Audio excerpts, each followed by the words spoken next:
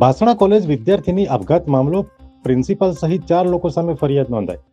આરોપીઓએ વિદ્યાર્થીનીને માનસિક ત્રાસ આપ્યાનો આરોપ લગાવાયો છે. તાલુકા પોલીસ સ્ટેશન ખાતે પરિવારે ફરિયાદ આપી છે. વિદ્યાર્થીઓ અને આગેવાનો દ્વારા ટ્રસ્ટીના પ્રતિનિધિઓ પર હુમલાનો પ્રયાસ કરવામાં આવ્યો છે.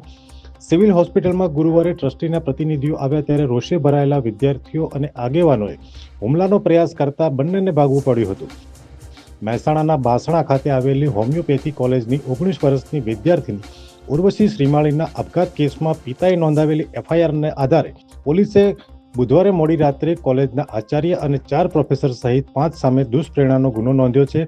ફરિયાદના બીજા દિવસે ગુરુવારે સિવિલ હોસ્પિટલમાં બેઠેલા વિદ્યાર્થીઓ, આગેવાનો તેમજ પરિવારજનોને પોલીસે આરોપીઓને પકડી લીધાની ખાતરી આપી હતી અને પેનલ પીએમ પછી પરિવારજનોએ તેનો મૃતદેહ અંતિમ સંસ્કાર માટે સ્વીકાર કર્યો હતો.